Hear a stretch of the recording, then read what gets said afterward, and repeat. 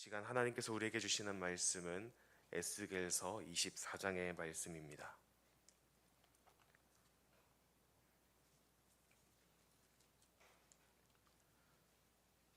에스겔서 24장의 말씀을 함께 교독하겠습니다.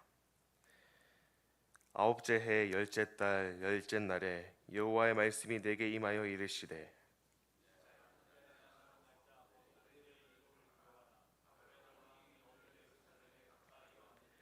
너는 이 반역하는 족속에게 비유를 베풀어 이르기를 주 여호와께서 이같이 말씀하시기를 가마 하나를 걸라.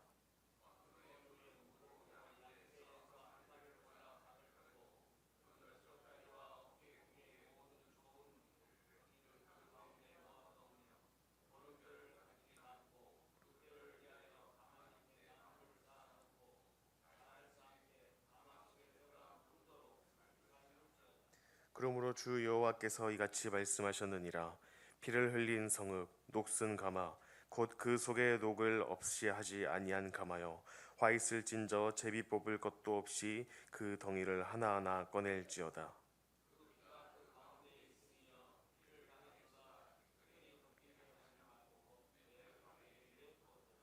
내가 그 피를 맨 바위 위에 두고 덮이지 아니하게 함은 분노를 나타내어 부응하려 함이로라.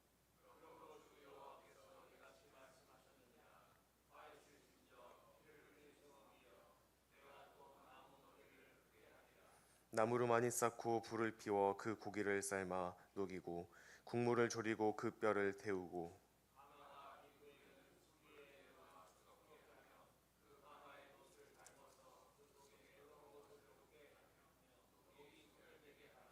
이 성읍이 수고함으로 스스로 피곤하나 많은 녹이 그 속에서 벗겨지지 아니하며 불에서도 없어지지 아니하는도다.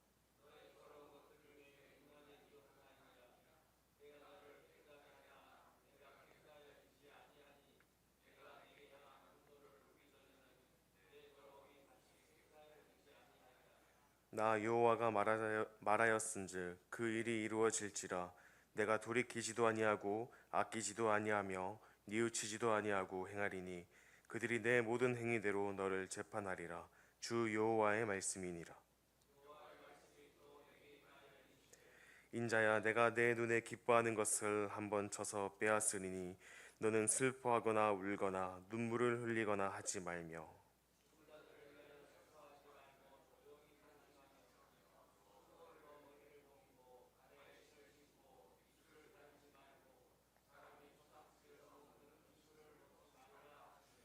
내가 아침에 백성에게 말하였더니 저녁에 내 아내가 죽었으므로 아침에 내가 받은 명령대로 행하매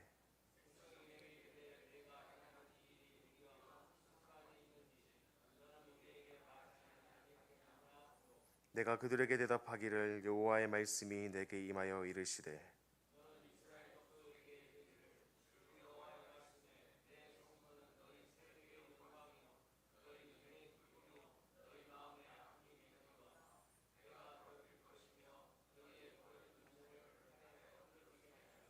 너희가 에스겔이 행한 바와 같이 행하여 입술을 가리지 아니하며 사람의 음식물을 먹지 아니하며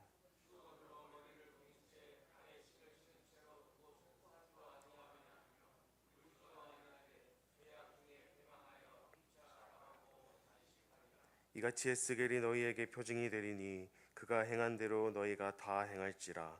이 일이 이루어지면 내가 주 여호와인 줄을 너희가 알리라 하라 하셨느니라.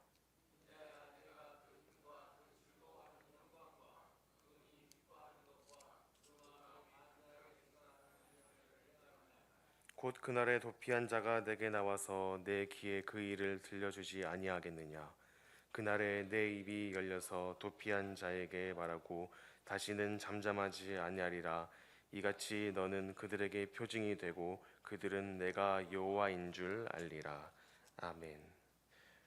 에스겔 24장의 말씀은 에스겔서 전반부 1장에서 24절의 결말이자 예루살렘 심판에 대한 하나님의 마지막 말씀입니다.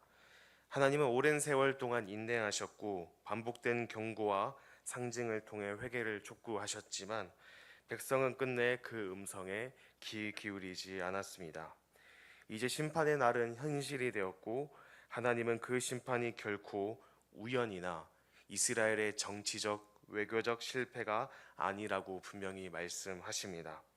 하나님은 이 심판이 단순한 역사적 사건이 아니라 하나님을 저버린 죄에 대한 하나님의 공의의 심판이라는 것을 분명히 하십니다. 이 24장은 크게 세 부분으로 나눠볼 수 있습니다.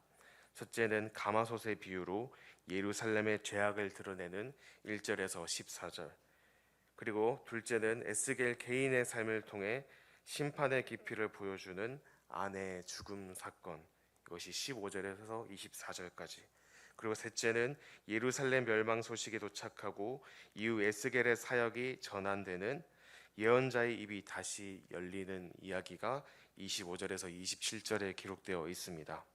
먼저 1절을 살펴보시면 아홉째 해 열째 달 11일이라는 날짜로 시작합니다.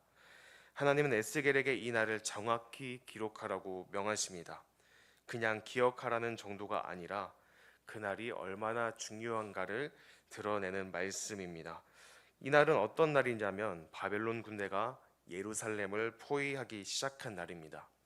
역사적으로 보면 주전 588년경 유다의 마지막 왕 시드기야 시대에 바벨론 왕 느부갓네살이 군대를 이끌고 예루살렘 성을 에워싼 때입니다. 그동안 수없이 경고하셨던 하나님의 말씀이 더 이상 예언이 아니라 현실로 나타나게 된 것입니다. 하나님은 이 심판의 시작을 백성이 절대 잊지 않도록 에스겔에게 기록하라 말씀하십니다. 그날 하나님은 에스겔에게 가마솥 비유를 말씀하십니다. 3절에서 5절 말씀을 살펴보면 가마를 불에 걸고 물을 붓고 또 좋은 고기인 넓적다리와 어깨고기를 가득 담아 끓이라. 말씀을 보면 좋은 고기가 준비되어 있고 또 가마는 튼튼하고 단단해 보이며 불도 잘 붙어 있습니다. 뭔가 풍요롭고 평화로운 상황처럼 보일 수 있습니다만, 하지만 이 장면은 실제로 축복이 아니라 심판의 메시지인 것입니다.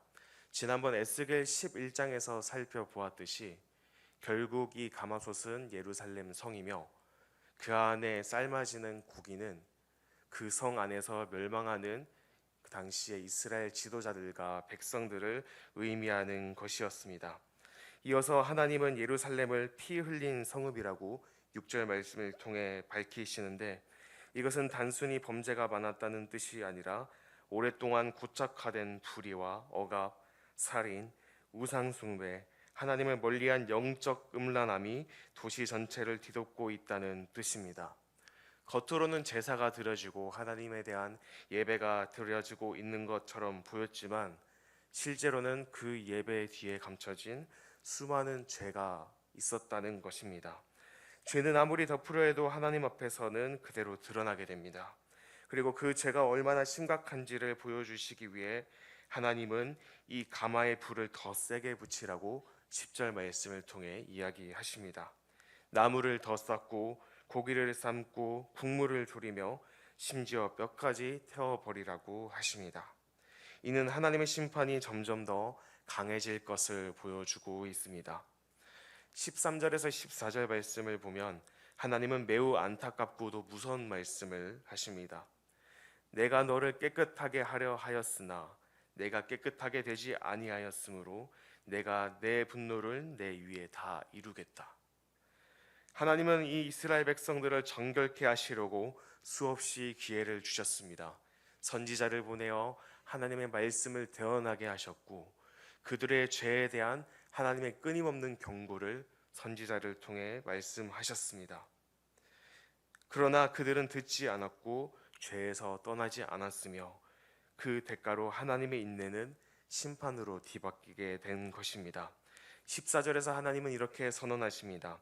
나 여호와가 말하였은즉 이루리라. 내가 돌이키지 않고 아끼지 않고 뉘우치지도 않겠다. 너희 행위대로 심판하겠다라고 말씀하십니다. 하나님은 사랑의 하나님이시지만 죄에 대해서는 결코 넘어가지 않으시는 거룩의 하나님이시라는 것을 이 말씀을 통해 우리에게 보여주고 있습니다. 15절에서 24절의 말씀은 에스겔의 아내의 죽음과 이에 대한 침묵의 이야기가 이어지는데, 하나님은 이렇게 말씀하십니다. 16절 말씀에 보라 내가 내 눈의 기쁨을 단번에 빼앗을 것이다. 그러나 너는 애곡하거나 울지 말고 눈물을 흘리지 말라고 성경은 기록하고 있습니다. 여기서 눈의 기쁨은 에스겔의 아내를 뜻합니다. 함께 살며 기쁨과 위로가 되었던 사람, 그의 삶의 일부나 다름없었던 아내를 하나님께서 갑작스럽게 데려가실 것이라는 말씀입니다. 그런데 하나님은 에스겔에게 애도조차 하지 말라고 하십니다. 머리를 풀거나 슬픔을 표시하는 전통적 행위들을 하지 말라고 명령하십니다. 당시 사회에서 그리고 오늘날 우리가 생각하기에 이것은 상식적으로 이해할 수 없는 대목입니다. 가까운 가족을 잃고 아무런 슬픔의 표시를 하지 않는다는 것, 오늘날 우리로서도 받아들이기 힘든 이야기입니다. 이것은 또한 그 주변 사람들에게도 큰 충격이었을 것입니다. 그런데 정말로 하나님께서 말씀하신 그 일이 그대로 벌어집니다. 에스겔의 아내는 그날 밤에 죽습니다. 그리고 다음날 아침 에스겔은 아무 표현도 없이 조용히 일어나 하나님의 명령대로 행동합니다. 울지도 않고 상복도 입지 않고 조문객을 맞지도 않습니다. 사람들은 이에 당황해해서 이렇게 묻습니다. 19절 말씀에 이 일이 우리와 무슨 관계가 있습니까? 그때 에스겔은 하나님의 말씀을 전합니다. 곧 백성들에게도 똑같은 일이 일어날 것이다. 너희가 의지하고 자랑하던 성소, 너희가 기뻐하던 성전이 무너지게 될 것이다. 너희 자녀들이 칼에 쓰러지는 일을 너희가 눈으로 보게 될 것이다. 그러나 그때 너희도 슬퍼하거나 울지 못할 것이다. 결국 에스겔의 이 비통한 사건을 통해 예루살렘 백성들이 맞게 될 비통한 그런 역사를 하나님께서 말씀하고 계신 것입니다. 예루살렘 멸망의 날이 오면 슬퍼할 여유도 없이 모든 것을 잃게 될 것이라는 말씀입니다. 너무나도 큰 충격 앞에서 사람들은 망연자실해지고 통곡조차 할 수 없을 정도로 깊은 절망에 빠지게 될 것입니다. 지금 에스겔이 아무 말 없이 아내를 떠나보낸 것처럼 그들도 말없이 모든 것을 잃게 될 것입니다. 여기서 중요한 표현은 21절에 기록된 너희 눈의 기쁨입니다. 하나님은 성전과 도성을 가리켜 너희 눈의 기쁨, 너희 영광, 너희가 자랑하던 것이라고 말씀하십니다. 이는 하나님께서 얼마나 정확히 그들의 중심을 꿰뚫어 보셨는지를 보여주고 있습니다. 백성들은 성전을 하나님보다 더 의지했습니다. 이들의 눈에 기쁜 것은 하나님이 아니라 그들의 삶 가운데 세워져 있는 성소였으며 성전이었습니다. 하나님을 바라보며 기뻐해야 하는데 이들은 하나님이 아닌 다른 것으로 인해 기뻐하고 있었던 것입니다. 결국 하나님께서는 이스라엘 백성들이 기뻐하는 그것을 빼앗아 가신다는 것입니다. 한 사람의 고통을 넘어 민족 전체의 운명을 예고하고 있습니다. 에스겔은 개인적인 아픔을 통해 하나님의 말씀을 보여주는 역할을 맡았습니다. 하나님의 선지자는 단지 말로만 예언하는 사람이 아니라 삶 전체로 하나님을 드러내는 하나님의 도구로 이렇게 사용되고 있음을 이곳에서 보여주고 있습니다. 25절에서 27절 말씀을 살펴보면 이제 하나님은 마지막으로 한 가지 장면을 더 보여주십니다. 예루살렘이 무너지는 날 하나님께서 백성들에게 견고하게 의뢰하던 것을 거두시겠다고 25절을 통해 말씀하십니다. 이 말은 곧 그들이 하나님보다 더 의지했던 모든 것, 성전뿐만 아니라 그들의 성읍, 그들의 왕권, 그들의 제사체계, 그들의 자녀들 뿐만 아니라 그들이 가지고 있는 모든 명예와 부를 하나님의 심판 가운데 무너뜨릴 것이라고 이야기하고 있습니다. 그들은 눈에 보이는 것을 믿었고 그것이 자신들을 지켜줄 것이라고 확신했습니다. 하지만 하나님께서는 그 잘못된 확신을 거두시고 그들이 누구를 진짜 의지해야 하는지를 알게 하십니다. 그리고 그날 바벨론에서 도망쳐온 한 사람이 예루살렘이 무너졌다는 소식을 26절 말씀을 통해 전하고 있습니다. 모든 것이 실제로 일어나게 됩니다. 그리고 바로 그날 에스겔의 입이 다시 열리게 됩니다. 지금까지 그는 하나님의 명령이 있을 때에만 입을 열 수 있었고 대부분의 시간은 침묵하며 지내야 했습니다. 그러나 이제부터 하나님께서 그를 통해 다시 말씀하실 것입니다. 이제는 심판이 아니라 회복과 소망을 전하는 사명을 부여하신다는 것입니다. 1장에서 24장의 말씀을 보면 하나님께서는 에스겔을 통하여 심판의 메시지를 전하십니다.